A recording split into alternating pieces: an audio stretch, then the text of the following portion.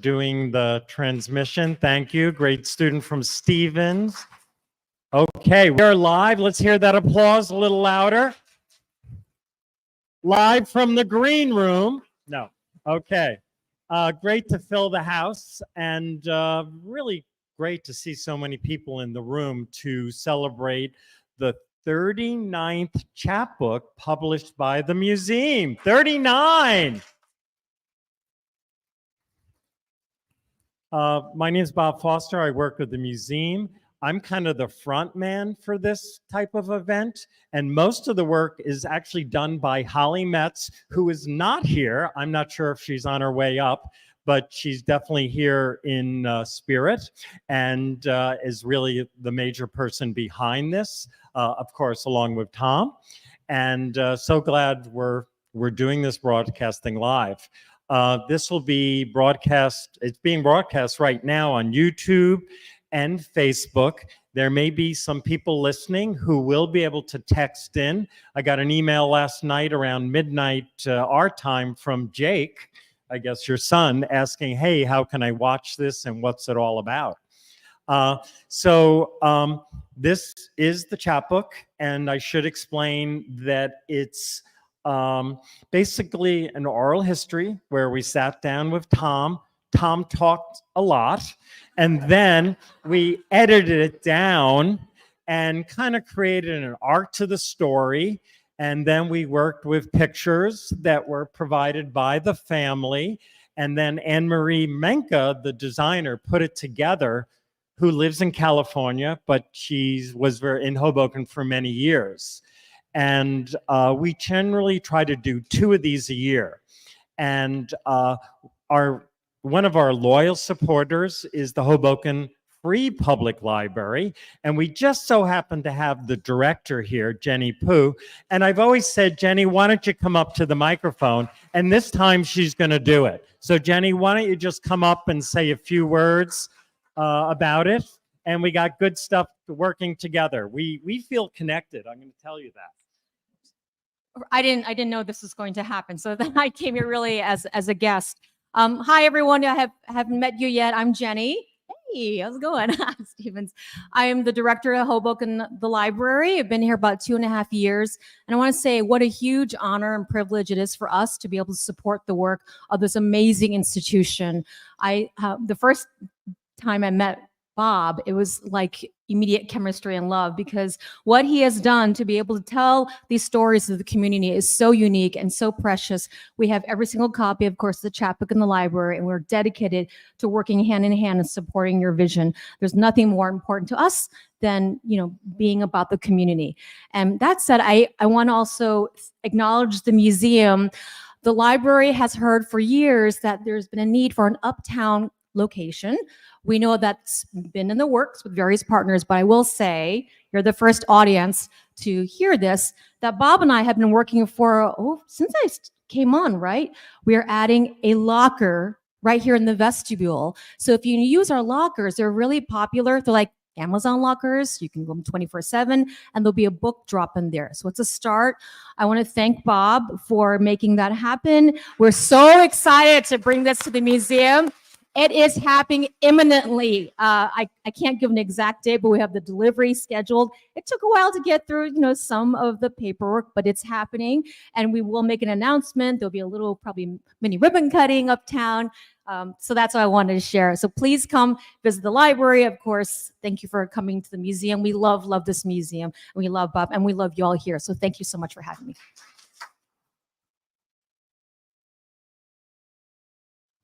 Okay, so this has been an incredible weekend. I think I've seen some of you at all 3 events. Yesterday, or less, I'm kind of hallucinating a little. Yesterday, we started with a vintage baseball game, which Alan attended, right? And we had a great match with our Hoboken 1859 vintage baseball team, played against the Hoboken High kids, and some of the superintendent played, and different educators played, and the kids. And it was a fantastic game. I thought that was going to be a big drain because we were going into our gala, which was last night.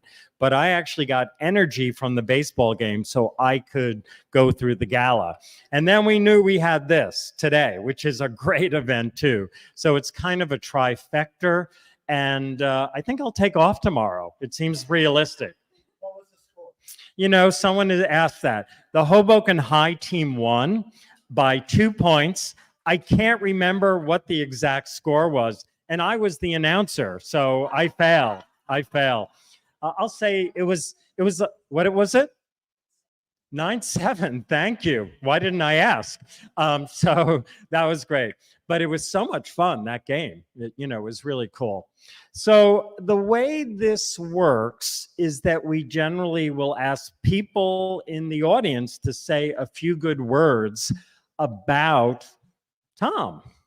And I did prepare a list, and then I misplaced it somewhere. So I may be losing a few of you. And oh, someone's coming up with the card. I was jotting it down. Please come forward. Okay. Have you seen my keys? No, okay. I'm not kidding. Anyway, so. Oh, thank you. Okay. There you go. There you go. Wow. Okay. I got my wallet. I got my phone. What would you rather lose, your phone or your keys? So we're going to start this off with some comments from Augusta Prisgoda. Augusta, where are you? Oh, good. Come on up to the podium. We'd love to hear your stories. The Newmans and Fran and Augusta still live on Garden Street for decades, right? Decades. So that's pretty cool.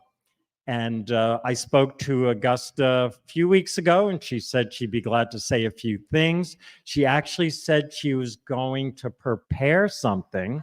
And I see a scroll. Okay, there you go. Okay, let's hear it for Augusta. Encourage her to.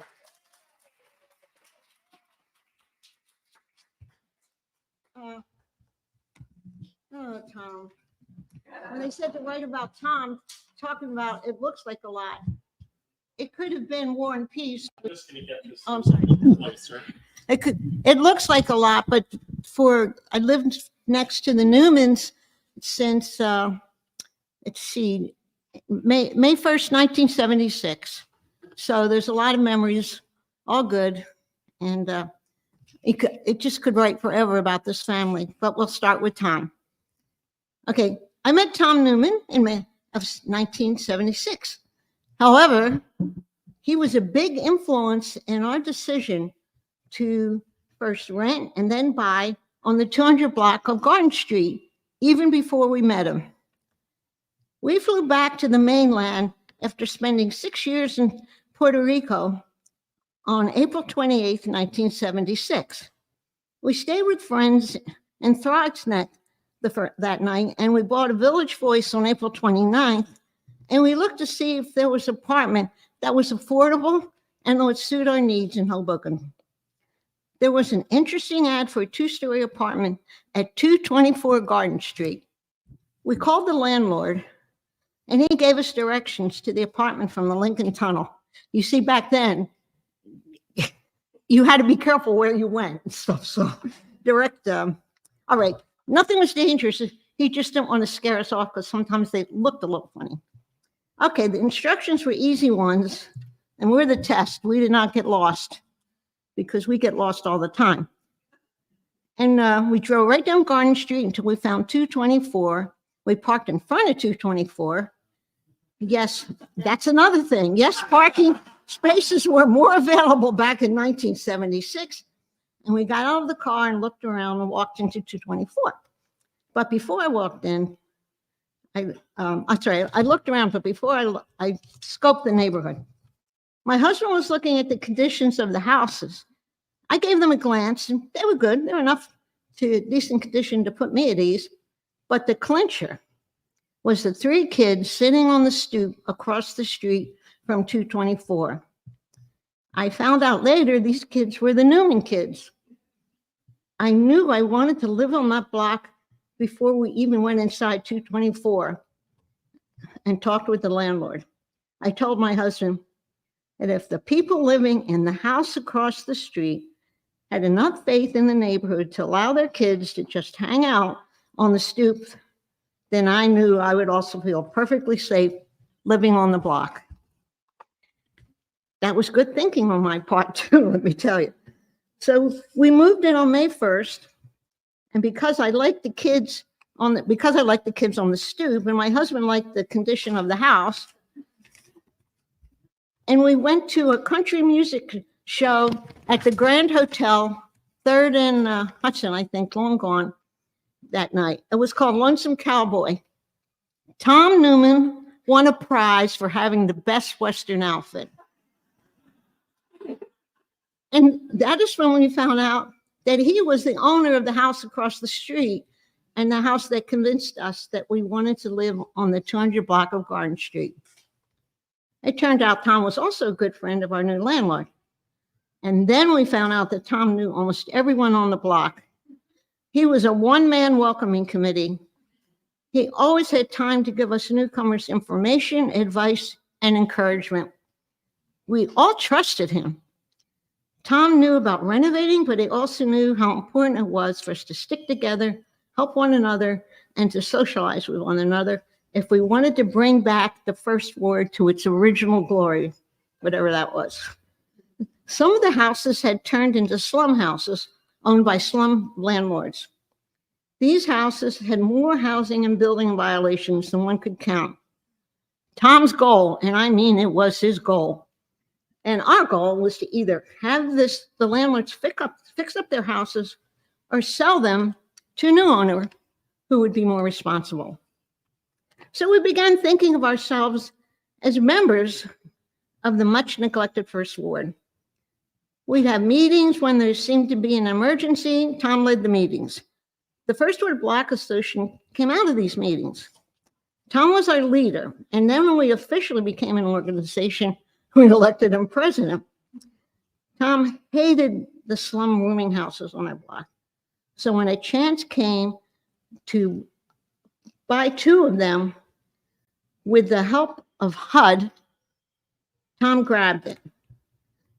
Now, I'm not going to go on into all these details, and they're not written here either, because I really never quite understood it. I knew that we had to have something like a down payment for HUD to put in money themselves to buy these 2 houses. They were 2-8, 210 garden. So we all bought like a share. I can't remember, I think it was like $50, $100, and then less, smaller ones. But everyone wanted to buy a share because we trusted Tom. I mean, it was like we knew we were going to turn these houses around. And they needed a lot of work, so that's trust. Yes, we bought the houses, and then we prayed that we could fix them up and sell them to deserving people. We had to pray that nothing happened in these houses while construction was going on. I know that I held on to the belief that with Tom's vigilance, and believe me, he was up every morning checking on things. He was there all day checking on things. And the help of the powers that be, those 2 houses would be restored and then sold. We had faith, but we did breathe a sigh of relief at the ribbon cutting ceremony. Those houses were HUD's most successful project. I credit Tom Newman once again. And I think to this day, it's still HUD's most successful project. Now, we were a functioning block association with Tom as our president. We met regularly. We had emergency meetings when needed.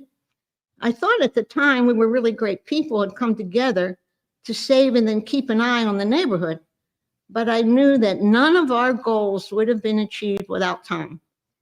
He made the mistake of having his cabinet maker shop in the building he bought on 2nd and Garden. We neighbors now knew where to find him. And we felt free to walk into the shop to ask advice, complain, in between meetings. He always made time for us. Tom had and still has a great sense of humor. I can't leave out his sense of humor. It was folksy, funny, warm. It helped when he gave advice when describing what the problem was we were up against, because they were big problems. Tom successfully ran for First Ward City Council, and he had to give up being president of the First Ward Block Association. So I tried to keep this short. This is the end. This is the end. I always teased him that he ran for city council so he could stop being president of the Block Association. But I really had to leave out a lot if describe what happened in those days, but everyone in this room is aware of how many lives Tom Newman affected here in Hoboken and on Hoboken itself. I am honored and lucky to be his friend and neighbor.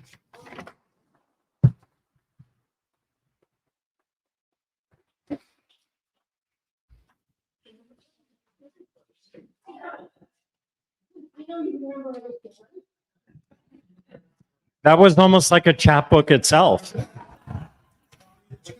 That's right. We're next going to hear from my favorite knitter in Hoboken, Kathy Prusak. Yeah. There's only one knitter here and one Kathy Prusak. Come on up. Yeah. Just from the heart, from the heart. I thought we talked about this. I don't kid. Okay. Kathy Prusak. Thank you. I really have only so much admiration, but mostly I know Tom is Suellen's husband because for 21 years I was her sidekick. But Tom was always there. He was always so funny. And I have so many stories of them traveling out west on a motorcycle for, what was it, a month and a half?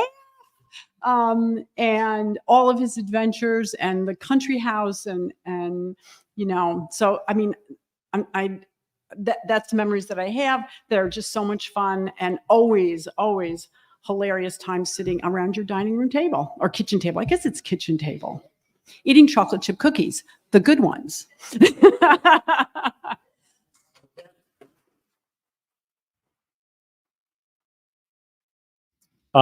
So it's fun watching Sue react to all these stories. Sue has deferred to speak. We hope down the line we're able to do a chapbook with her, but she did bring, oh, there you go, your cheering squad. And the way the chapbooks work is generally they're individual interviews, and Tom had a lot to say, so we just kept it one. But Sue did bake and brought these incredible cookies, so make sure you get some of those. So we all contribute in different ways.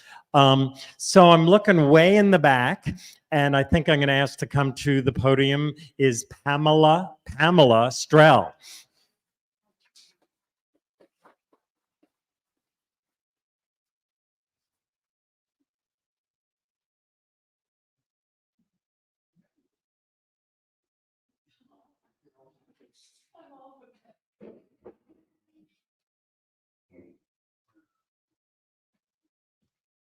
Hi, everybody. I have nothing prepared, but I'm going to tell you a quick little story about how I know Tom. I've always known of the Newman family because I knew that Suellen Newman was the Hudson School founder, but I never knew she had a husband. But 6 years ago, I was rehearsing in the Think Tank recording studio downstairs for the 50th anniversary of the Beatles' White Album with a bunch of great guys. And I saw in the hallway where we were practicing harmonies, a sign that said Thomas Newman Cabinet Maker. And I was repping a woodworker an hour and a half away at the time. And I thought, oh my God, I could represent someone I could bike ride to. So a friend in common, Chris Miho, said, oh, he's the nicest guy. I'll introduce you. So the following week, I knocked on the door. This gentleman opens the door and says, hey, do you know how to do Instagram? And I said, no, but I have 3 kids that do, and I could learn. And that's how we met. And I've been working for Tom now for 5 years, and forget about the woodwork. I get to go to the shop every day and hear the stories.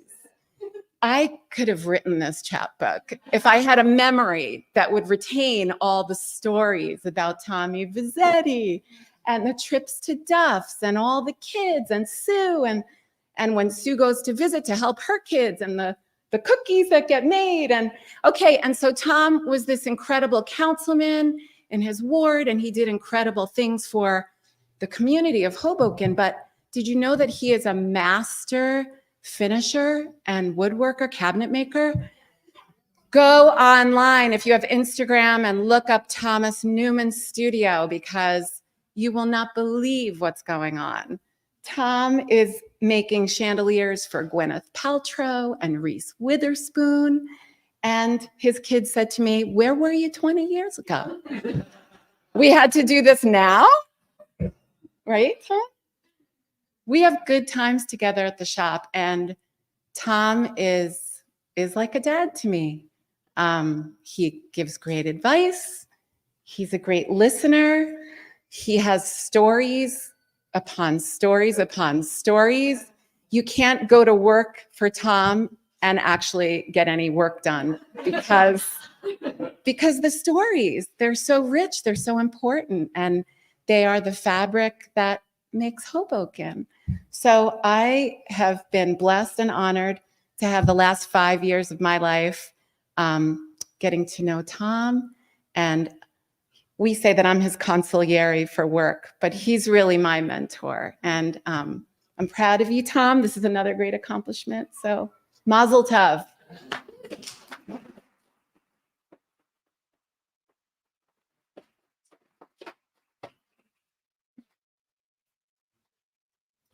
Okay, moving along here. I see Tim Daly in the back. Tim is an associate of Tom's through Newman Leather. And of course, Newman Leather is no relation to Tom Newman. People get that confused, but I would say they're definitely associates in what's going on there and have worked together. Two fellow artists, one in woodworking and one in paint. Let's hear it for Tim Daly.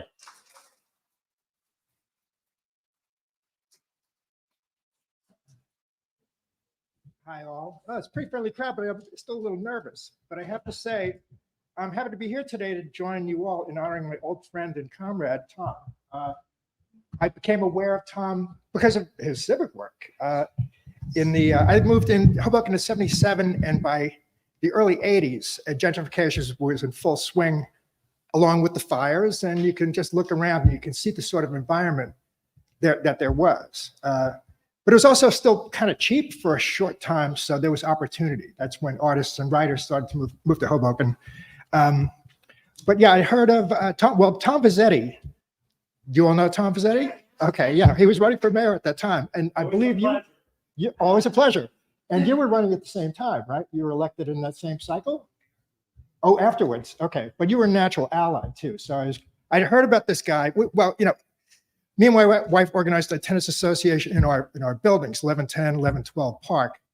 And we'd heard about this civic-minded, responsible dude who's doing great work downtown. So we knew we had a natural ally there too. So hats off to you, Tom. And then,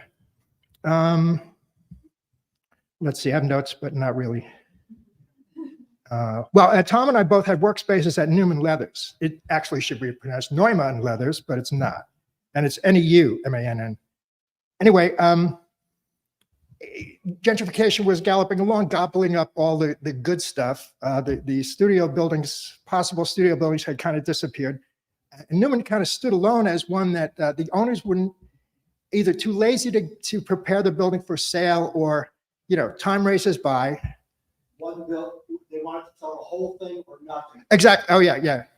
So they put the building up for sale about 2001, and tenants had gotten to know each other a little bit, but then we knew we needed to defend ourselves. And we called the meeting, and I should ask you all. Do you all know that Tom was referred to several times as Hoboken's Abraham Lincoln, which I repeated that a lot myself. So, and it's very apt. I mean, look at this guy. It's like a motorcycle riding rail splitter. No, it's all good. So we called a tenants meeting, and we formed an organization to defend ourselves. And Tom and I, honest Tom Newman and I, became the co-chairs of the Newman Leathers Tenants Association, preparing for whatever was coming. We knew that big development was coming. The building was for sale. Whoever bought it was going to want to knock it down, we figured. So, we got busy, and things were kind of quiet. The owners they're so out to lunch. They could have gotten anything they wanted in the early 80s from the zoning board, but they never got busy. So by the time they did, people like us were organizing, and attention was on losing these unique and valuable places like Newman, which I have to say is still a treasure trove. So Open Studios, November 12th, if you're interested. Yeah, boy, that's quick. Anyway, so TCR, Cromwell Crowe Residential, and yes, it is that Crowe who's such good friends with Supreme Court Justice Thomas.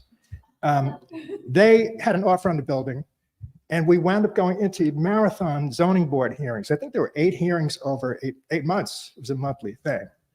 And they didn't do their homework about Hoboken, and it was just such a flat-footed, completely destructive. All the buildings would have come down. That we convinced the zoning board that it was just not good. And we won. It was an absolute triumph. Nobody expected this. So hats off to you, Tom. All right. It's great. It's great to win. Let's see. So we saved Newman from the wrecking ball. And I'll conclude by saying, here's to Tom Newman, my comrade in struggle and triumph. Your mensch.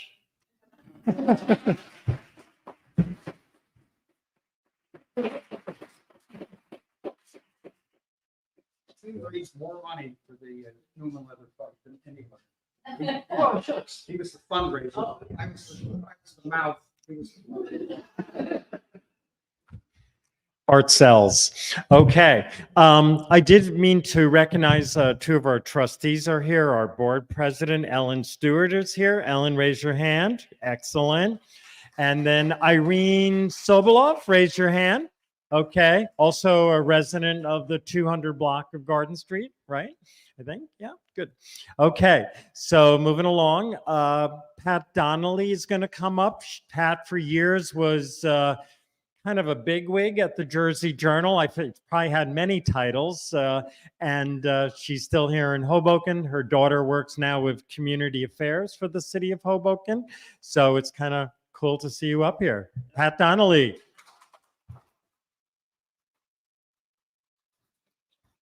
And a shout out to the Newman Leathers people. My son Peter has a business there, the Drum Den. So in case any of you are having a midlife crisis and need drum lessons, please get in touch with Peter. In my role as an editor at the Jersey Journal, during the 80s and 90s, it was a tumultuous time. And when Tom Newman came on the city council, it was a real breath of fresh air. And all through the years that followed, whenever things were kind of murky or strange, I'd always say to a reporter, give Tom Newman a call. And Augusta said earlier that he was always available and always generous with his time. And I can't tell you how many times he really took an enormous amount of time to spell things out clearly for people who really needed background and context. A tribute to him is the fact that decades later, I still hear from many of these reporters who are now doing a host of different things. And they'll say, "You're still in Hoboken. Do you ever see Tom Newman?" And that, I think, says volumes. Thank you.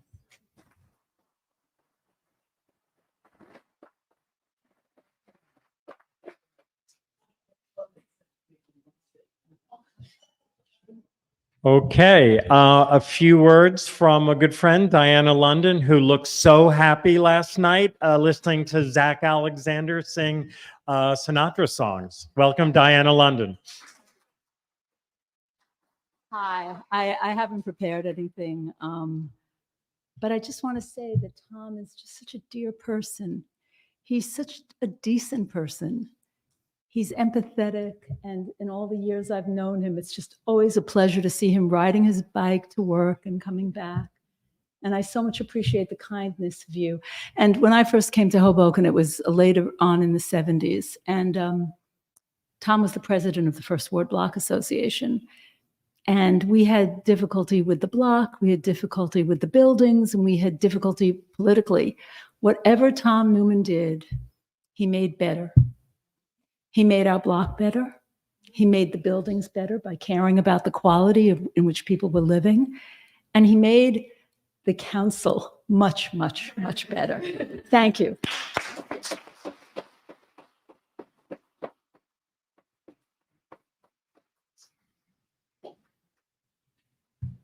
Okay. So I'll just say that when Holly and I started doing the chapbook, for me, one of the great joys was going down to Newman Leather to see a real woodworking studio. I mean, it's kind of amazing. It does have a lot of motorcycles too, but that, you got to put them somewhere. But if you have not seen, wood being turned on a lathe the old-fashioned way. No, maybe there are 3D printers, but I didn't see any.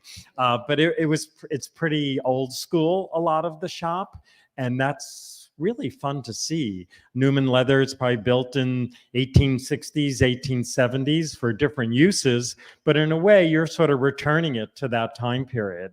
And it's such a great environment. The smell is great, the glue, the wood, the whole bit. And it almost looks like a movie set, kind of weird. I mean that in a compliment. And, Tom would say, oh yeah, you could pick the pictures up at the house or we'll get them up to you. I really just wanted to go down to Newman Leather and check out the studio and dream about those motorcycles, actually. So Tom does have a lot of stories, and we're going to give him some time to relate to them. Hopefully we'll pick some new subjects that are not in the chapbook.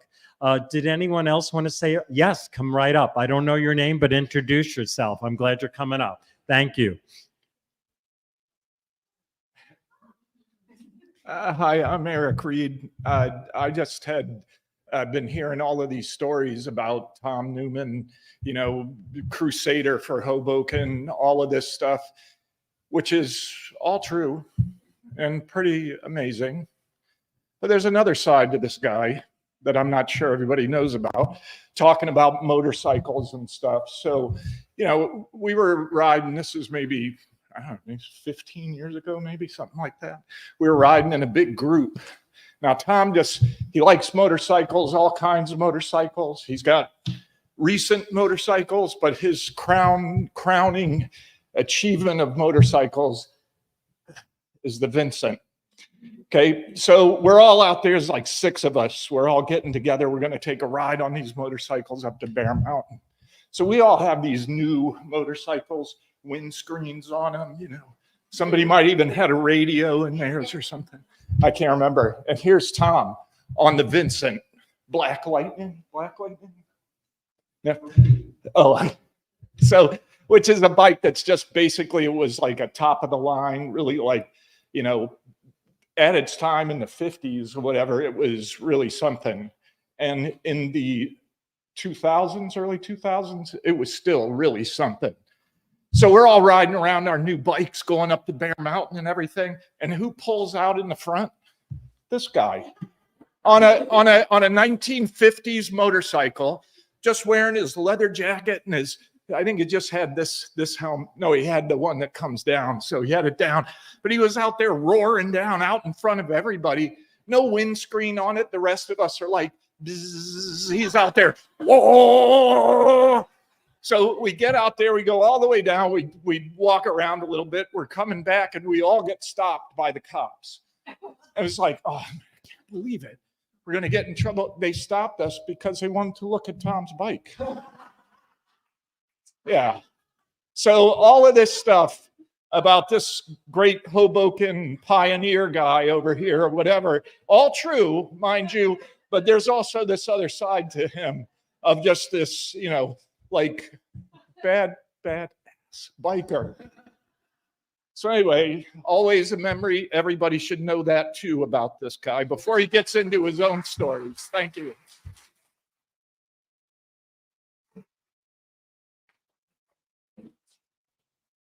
Okay, so an unscheduled moment there, which are always the best. Would anyone else like to say a few words? Anyone? Anyone? Okay. Oh, there we go. The best is yet to come, as Frank Sinatra would say. Here we go.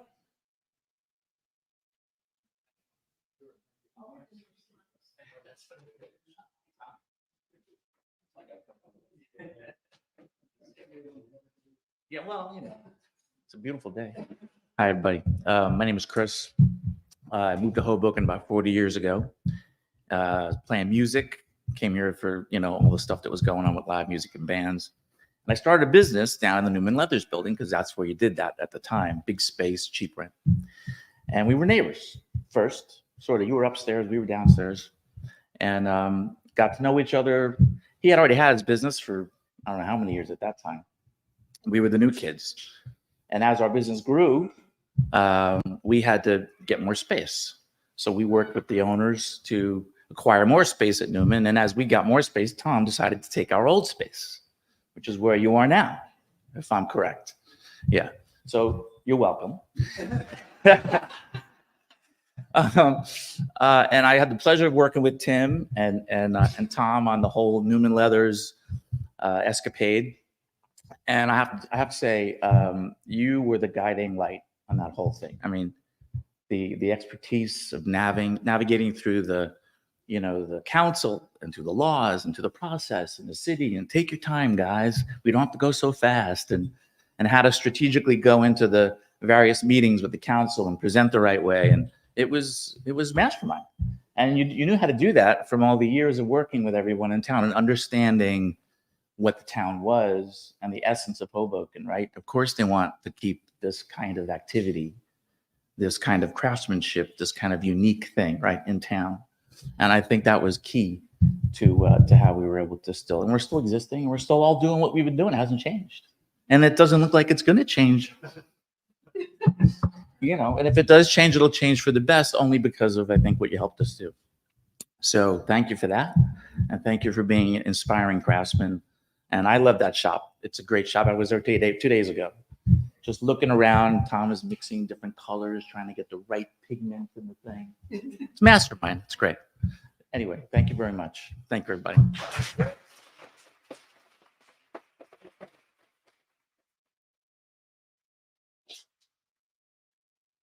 Okay, anyone else there in the bleachers who want to come up forward? Yeah, no. I do remember when we were telling the motorcycle story, I remember we did have a memorial service here for Jim Hans. And Tom said, I want to speak. And the word was Tom had gotten hurt. And I'm going, oh my God, it's the motorcycle. I know it. Turns out he fell off his bicycle in his gate area. So, so that was probably the right place to do it. He went crawled right up the stairs and patched himself up. So that was pretty interesting. Okay, so let's give one big applause for Tom and ask him to come up to the podium. Tom.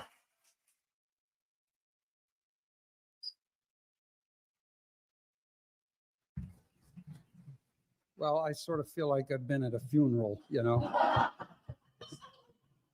And, you know, nobody's going to say anything bad, you know, really. So, but I do appreciate it. And it's nice to see all these people have this love affair with Hoboken, sort of all of us gathered here, you know. And I've always kind of tried to figure out what is it about Hoboken and how did this all happen? And I remember when we came in 1968.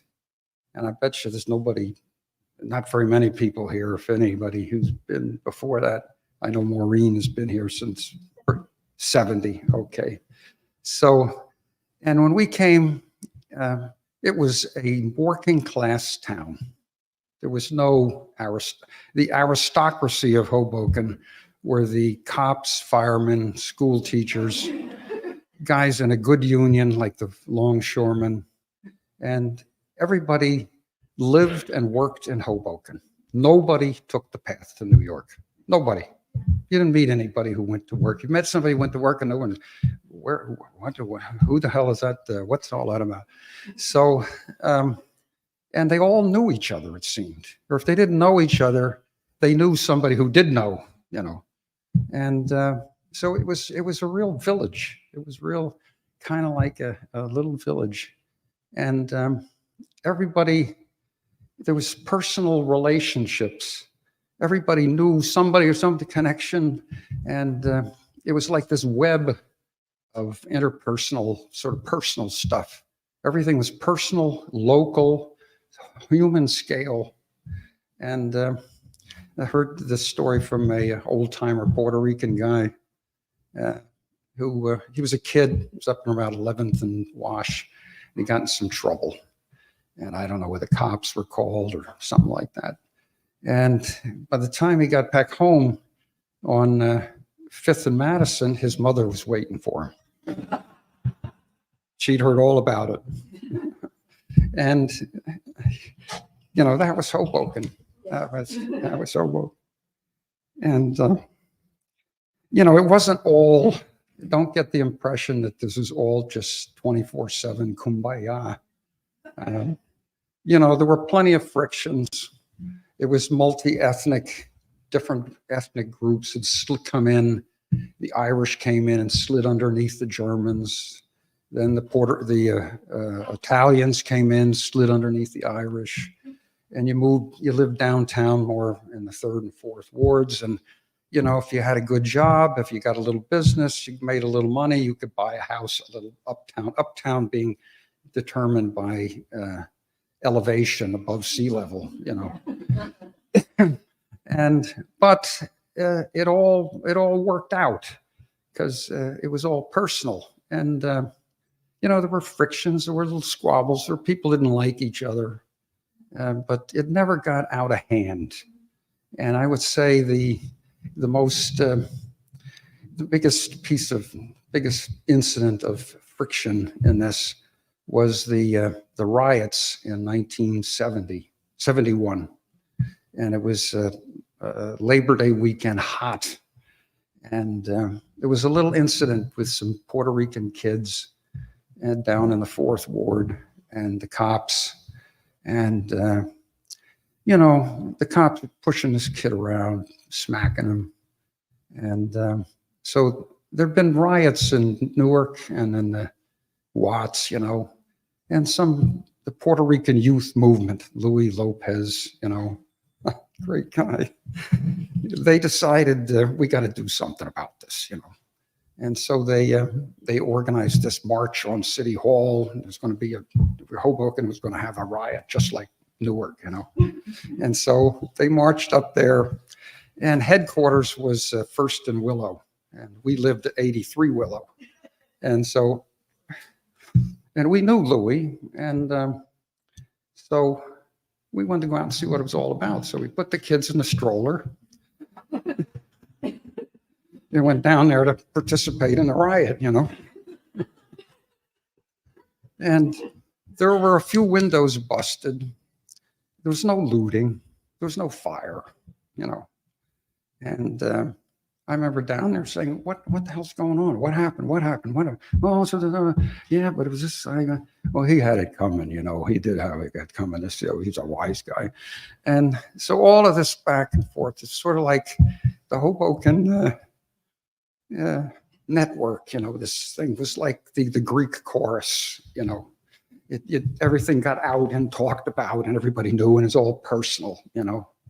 And so there's the Hoboken cops. Hey, Louis, what the hell are you doing down here? What do you think you're doing? You're breaking windows, you know. Does your mother know you're down here? So that was about as bad as it got. And, you know, if you read the newspapers these days, you can see how bad it can get with human beings, you know, the little demons of hate and revenge, anger, you know, they seem to be running wild now. And, but I don't think that's not who we are, you know. If you can just take away the machinations of global politics, world economy that pits people against each other, creates winners and losers, marginalizes whole continents, creates you know, refugees all over the world. If you can get this, you put people down as people, they have they're better angels that come out.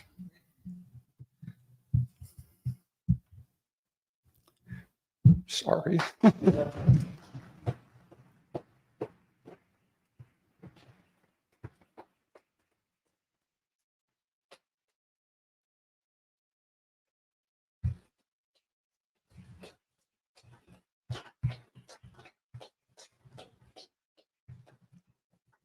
So that's my lesson from Hoboken.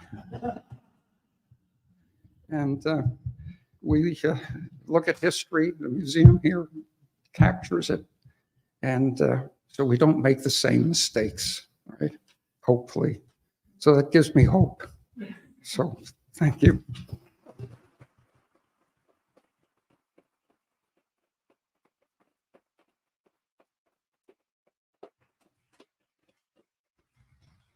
Oh, I missed that picture, Sue, going over to Tom. Darn, it's in my head. It's in my head. Wow. Okay. What a nice presentation. Good vibe, good hope. Have a good evening. We still have some of Sue's cookies in the back, I imagine, and there is some wine. So we're not like chasing you out. So hang around, come up and talk to Tom. Make sure you have a chapbook. Tom, would you sign a few chapbooks? Okay, make it $5. Okay, okay. Or he's got to you know, do some spindle work for you on your banister. Okay, I got it. I got it. Boy, one moment he's crying, now he's kind of being crabby. Anyway, so this was a lot of fun, and see you on the avenue, as they say. See you in the museum. Thank you very much. Signing off.